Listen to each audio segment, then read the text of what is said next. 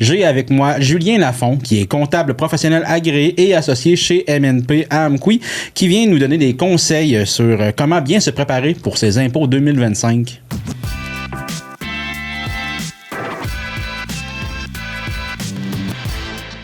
Bonjour Julien. Bonjour Carl. Merci beaucoup d'avoir accepté l'invitation.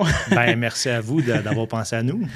Écoute, les impôts, je sais qu'on est encore loin de ça un petit peu. Là. On est au moment où on va diffuser ça, ça va être un petit peu avant Noël. Mais il y a peut-être des choses à préparer déjà. Mais je veux commencer en gros. Là, comment on fait pour bien se préparer pour faire nos impôts? Bien, premièrement, il n'est jamais trop tard pour bien se préparer, là, surtout quand on arrive en fin d'année civile, comme on est là en ce moment. Il y a des choses que les gens peuvent tout de suite commencer à penser. Il y a des stratégies intéressantes qui peuvent être faites avec les cotisations REER également. Il y a beaucoup de choses qui peuvent être mises en place là, avant la fin de l'année civile. Si, par exemple, vous avez une entreprise, vous êtes actionnaire ou travailleur autonome, il y a aussi certaines dépenses qui peuvent peut-être être accélérées d'ici la fin de l'année. Puis, il y a beaucoup d'optimisation qui peut être faite également. Là. Fait qu'il n'est jamais trop tard pour penser à notre planification de fin d'année. Oui, bien, les entrepreneurs, souvent, des fois, on le voit à un certain moment de l'année. C'est comme, là, c'est le bon moment pour... ils veulent donner un peu des sous pour pouvoir aller faire des dépenses pour... Oui, absolument. Puis, aussi budgéter nos placements. Les cotisations REER, on sait qu'on a jusqu'au 1er mars de l'année civile suivante pour faire nos cotisations REER pour l'année civile 2025. Donc, le budgéter, des fois, ça ne fait pas partie d'une dépense. Fait qu'on on peut s'y prendre un peu plus de bonheur pour budgéter ça. Ben oui, c'est ça. Puis, y a-t-il des éléments de planification fiscale là, qui devraient être regardés, dans le fond, avant la fin de l'année civile? Là? Y a-t-il des choses en particulier qu'il faut qu'on regarde avant le 31 décembre? Il y a plusieurs choses qui peuvent être regardées dépendamment de la situation financière. Mais pour monsieur, madame, tout le monde, ce qui est intéressant, les jeunes familles, il y a beaucoup de stratégies. On parlait des REER tantôt. Les cotisations REER, ce que ça a comme avantage, c'est que ça fait baisser votre revenu total, votre revenu imposable également. Donc, vous pouvez économiser de l'impôt, mais ça a aussi un impact indirect que des fois, les gens ne soupçonnent pas sur les allocations familiales. Donc, c'est des planifications qui peuvent être mises en place. Dans certains cas, on va même jusqu'à mettre des stratégies là, pour optimiser vraiment une situation familiale. Si quelqu'un qui est économe, par exemple, je donne un exemple, quelqu'un qui est économe, il y a une équité sur sa maison, on peut toujours emprunter cette équité-là, des fois, pour faire des stratégies intéressantes, pour placer dans les REER. Okay. À ce moment-là, on vient réduire le revenu imposable. Le contribuable va récupérer beaucoup d'impôts à son rapport d'impôt, puisque ça permet de monter ses allocations familiales pour la prochaine année. Fait que ça, c'est des traitements chocs comme ça qu'on ne peut pas nécessairement faire à toutes les années, mais qui peut être mis en place, par exemple, pour une année donnée, dépendamment d'une situation donnée. Ça ne s'applique pas à tout le monde, mais les gens ont tout intérêt à demander des conseils, soit à leur conseiller financier ou à leur comptable par rapport à ce genre de stratégie-là qui peut être mis en place. Puis là, on parle de famille et tout, mais en tout premier lieu, des fois, les conjoints de fait. À partir de quel moment est-ce qu'on doit se déclarer conjoint de fait? C'est une bonne question, puis ça revient souvent en pratique, cette question-là.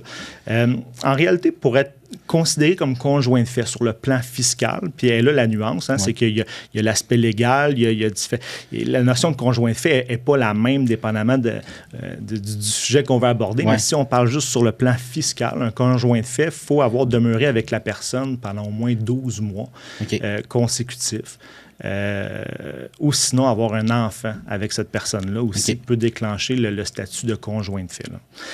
C'est une notion qui est quand même assez importante. Là. J'en profite aussi peut-être pour dire que les conjoints de fait ont tout intérêt à faire leur déclaration d'impôt ensemble.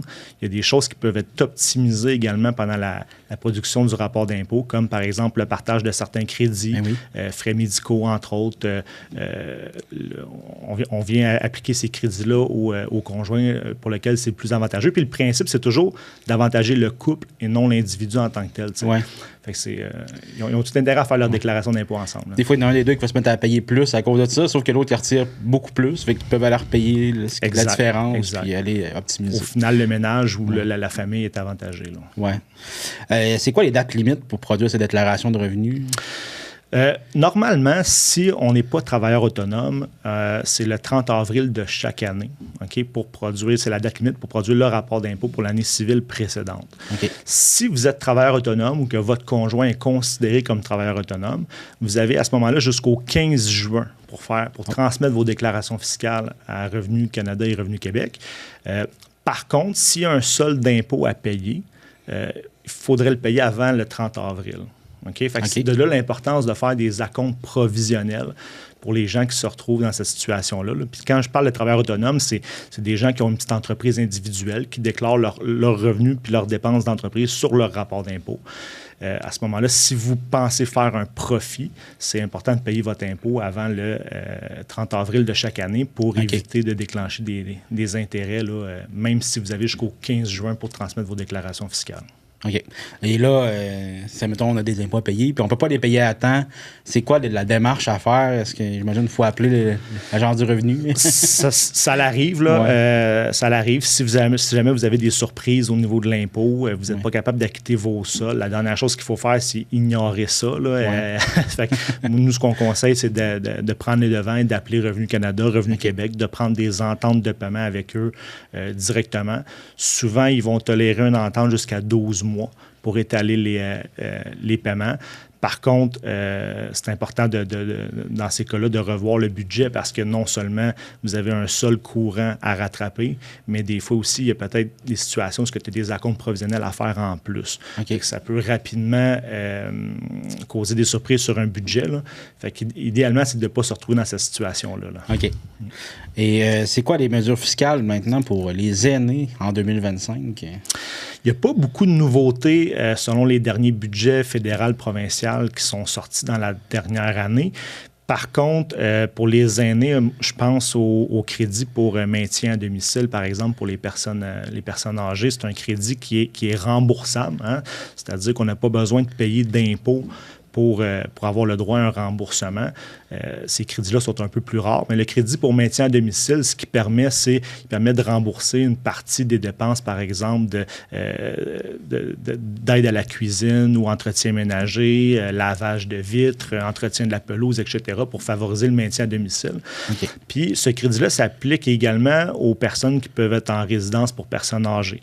Donc, si jamais vous profitez d'un service de repas, 2-3 repas par jour, il y a une partie de ces frais-là qui peut être admissible au crédit d'impôt remboursable pour maintien à domicile. J'ouvre une petite parenthèse au niveau de ce crédit-là. Les personnes aînées peuvent avoir le droit à des versements anticipés de ce crédit-là. C'est-à-dire que vous n'êtes pas obligé d'attendre de produire votre déclaration fiscale pour avoir votre remboursement d'impôt. Il y a moyen de l'avoir à tous les mois, ce crédit-là, en remplissant des formulaires. Par contre, il faut faire attention de bien estimer les services que vous comptez consommer dans l'année et payer pour ne pas arriver à la fin de l'année sur votre rapport d'impôt puis que finalement, c'est vous qui devez rembourser des sous au gouvernement. Fait que le versement anticipé, c'est un bon mécanisme pour les personnes, surtout à revenus plus modestes, là, qui auraient besoin de ces sous-là pour subvenir à leurs besoins. Puis là, moi, j'ai rénové cette année. J'ai fait, je n'ai pas payé un contracteur, mais j'ai fait quand même des rénovations un peu dans la maison. Est-ce qu'on a droit à des crédits d'impôt pour ça? Oui. Par contre, malheureusement, il n'y a pas beaucoup de nouveautés par rapport aux dernières années. Ce qui me vient en tête rapidement, on a le crédit d'impôt pour assainissement des eaux ou installation septique. Fait que moindrement, quelqu'un qui a changé ou rénové sa fosse septique ou ses installations septiques, ça peut aller jusqu'au réservoir d'eau chaude, adoucisseur d'eau, toutes les rénovations aussi qui entourent les installations septiques.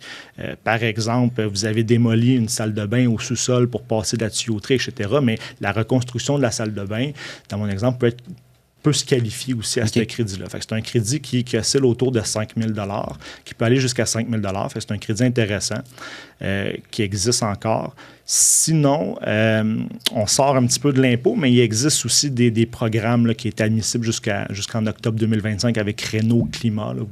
C'est en dehors de la déclaration d'impôt, mais les gens ont accès à ça aussi sur le site du gouvernement du Québec. Sinon, si les rénovations que tu as faites, par exemple, c'est des rénovations majeures, selon plusieurs critères, là, ça pourrait se qualifier de rénovation majeure au niveau de la TPS TVQ. Vous pourriez avoir le droit à un remboursement partiel là, de la TPS TVQ que vous avez payé pour les entrepreneurs et les travaux qui ont eu lieu sur votre résidence. OK. Et là, on habite dans la vallée de la Matapédia. Est-ce qu'il y a des crédits d'impôt, pas pour la vallée de la Matapédia, mais est-ce qu'il y a des crédits d'impôt qui sont propres à notre région ici?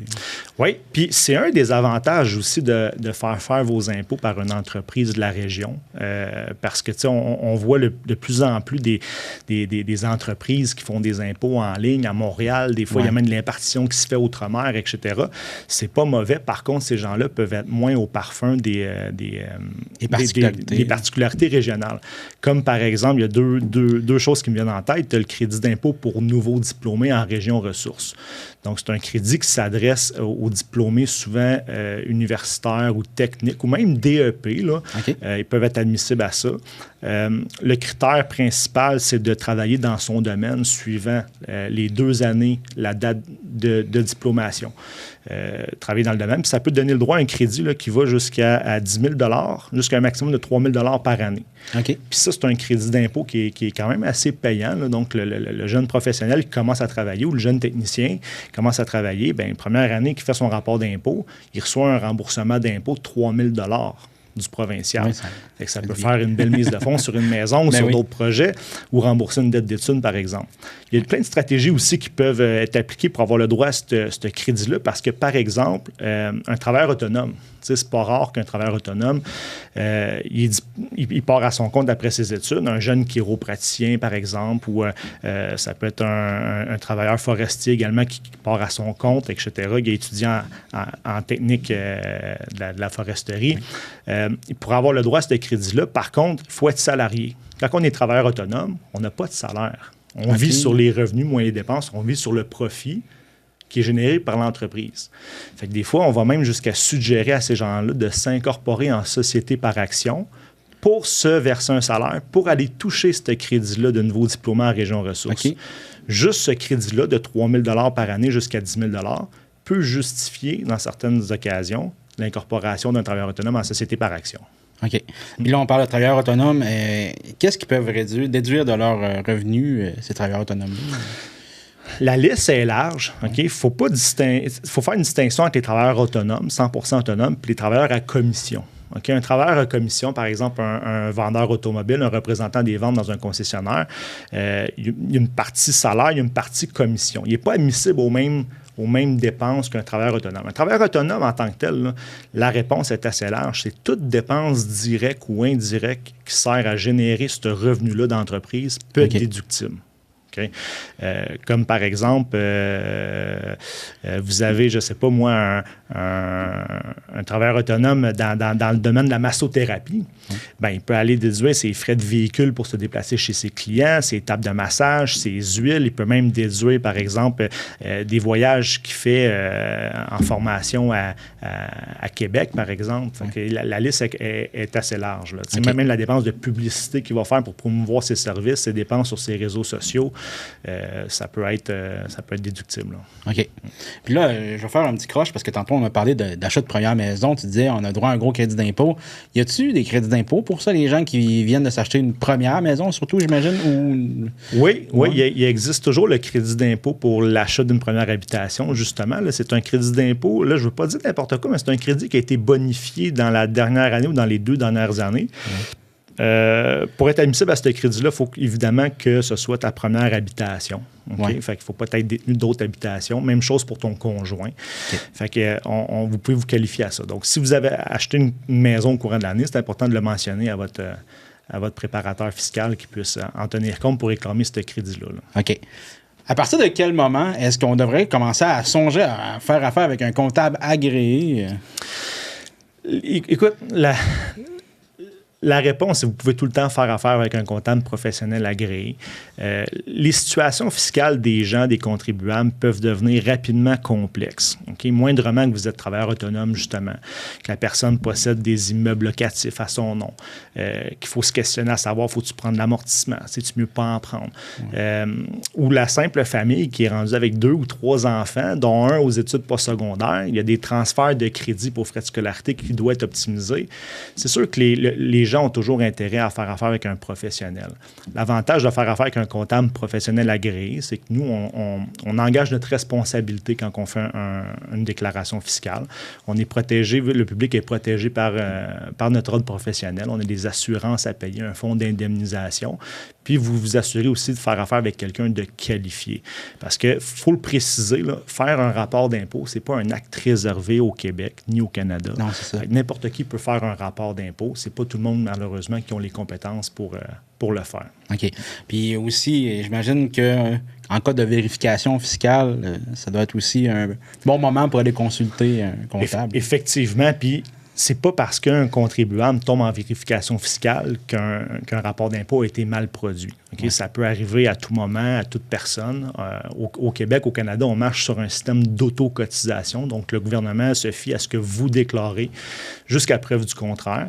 Eux, ils se réservent le droit de piger des noms au hasard un peu ou selon certaines circonstances de faire une vérification fiscale, des fois qui est générale ou des fois qui est ciblée sur un certain crédit, par exemple. Comme c'est pas rare que nos clients ou le public reçoivent des lettres pour fournir les reçus de frais médicaux. Fait que là, à ce moment-là, ils se font vérifier seulement pour le crédit pour frais médicaux. Moi, je conseille toujours aux gens, avant de répondre par soi-même à ce genre de vérification-là, de faire affaire avec un comptable professionnel agréé. Ce que ça permet souvent, c'est de circonscrire la réponse puis de bien répondre au gouvernement pour que ça puisse, le processus de vérification puisse se terminer le plus rapidement possible. OK. Puis là, ça peut faire peur des fois un peu de dire comment ça va coûter aller voir le comptable. Ouais. Est-ce que c'est quand même des quoi qui est dispendieux ou c'est ça? Je vais prêcher pour ma paroisse. Ouais. C'est un investissement. Okay? Ouais. Normalement, une déclaration fiscale faite par un comptable professionnel agréé va débuter autour de 225 $ par individu. Okay? Okay. Ça peut aller jusque dans les 1 000 $ dans le cas d'une entreprise individuelle où il faut faire, faut remplir des annexes spéciales pour les revenus, les dépenses d'entreprise, etc. Plus qu'il y a de consultations ou d'entrevues également, les honoraires peuvent grimper. Mais normalement, on parle d'environ 225 $ par individu, là, par travailleur. Hein, parce que les étudiants, ce n'est pas nécessairement le même tarif non plus. Ça dépend des situations. Parfait. Bien, merci beaucoup, Julien. Ça fait plaisir. Merci beaucoup, Carl.